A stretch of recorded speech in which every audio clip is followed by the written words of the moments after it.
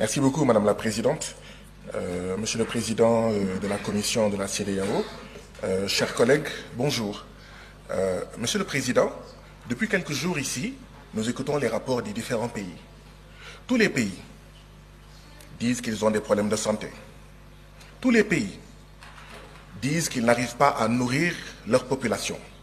Tous les pays disent qu'ils ont des problèmes d'école. Tous les pays, même là où il y a les djihadistes des États-Unis, même là où il y a l'armée française, disent qu'ils ont des problèmes de sécurité.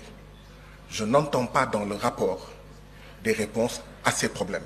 Je n'entends pas dans ce rapport une prise en charge de ces problèmes, Monsieur le Président de la Commission de la CEDEAO. Monsieur le Président de la Commission, c'est hier, dans la journée, il y a moins de 24 heures, que nous avons reçu votre rapport de plus de 80 pages. Vous comprendrez qu'il y ait eu, dans un premier temps, 16 inscrits.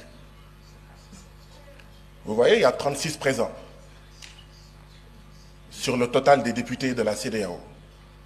La CEDEAO n'est plus attrayante, même pour ses membres, même pour ses députés. Monsieur le Président, je voudrais savoir, est-ce que ce sont les services du Parlement ou vos services qui ont fait que c'est à moins de 24 heures que nous avons reçu ce rapport? Parce que si nous voulons bien travailler, ce ne sont pas de bonnes conditions pour que les députés puissent prendre connaissance de ce rapport et puissent contribuer du mieux qu'ils peuvent, d'accord, aux politiques en fait communautaires.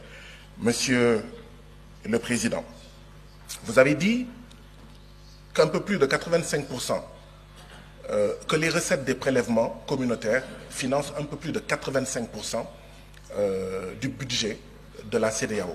D'où viennent les 15%? D'où viennent les 15 autres pourcents? Monsieur le Président,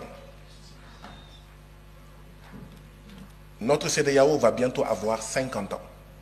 Ce sera l'année prochaine, un demi-siècle. À la veille de ces 50 ans, nous avons le retrait de 3 de nos membres. Voilà le bilan de la CEDEAO.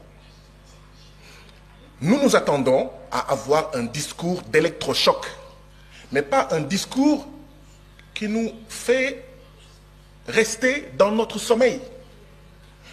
Monsieur le Président, une CEDEAO qui pousse ses membres à assassiner ses artisans, ses paysans, ses jeunes, ses femmes, envoyer ces jeunes dans le désert du Sahara, dans la mer Méditerranée ou l'océan Atlantique, qui pousse ses membres à assassiner leurs petites et moyennes entreprises, en poussant ces États membres à signer les accords de partenariat économique entre l'Union européenne et l'Afrique de l'Ouest.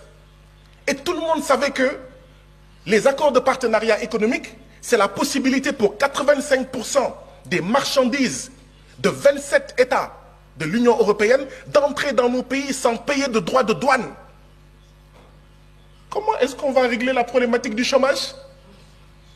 Comment on va régler la problématique du Sénégal où le taux de mortalité des petites et moyennes entreprises est de 64%? Et je suis persuadé que c'est à peu près pareil dans tous nos pays. Mais cette CEDEAO-là, c'est elle en réalité qui pousse notre jeunesse à essayer de traverser la mer Méditerranée et à prendre les pirogues à l'assaut de l'Europe forteresse. Nous ne voyons pas de changement.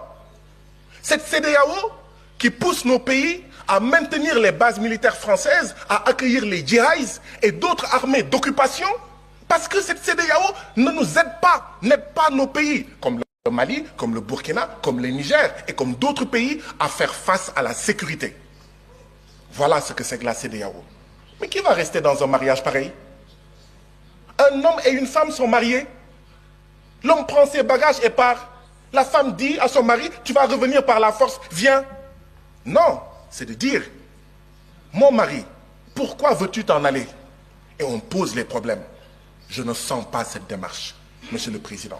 Et nous devons aller vers cette démarche. Refondation ou mort de la CEDEAO. Voilà où on en est aujourd'hui. Transformation structurelle ou mort de la CEDEAO.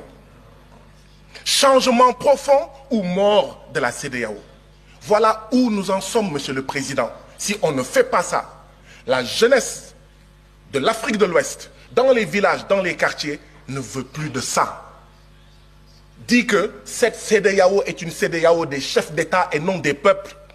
Et ça ne sert à rien de dire non, non, non, non, non, non, non.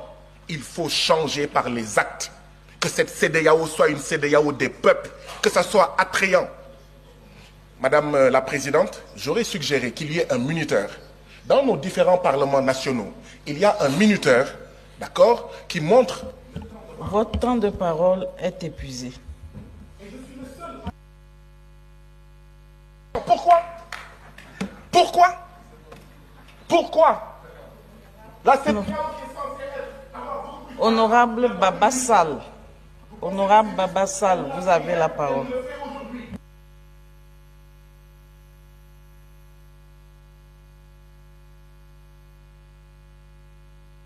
Démocratisme, que les gens sortent de la CEDEAO, que les gens sortent de la CEDEAO.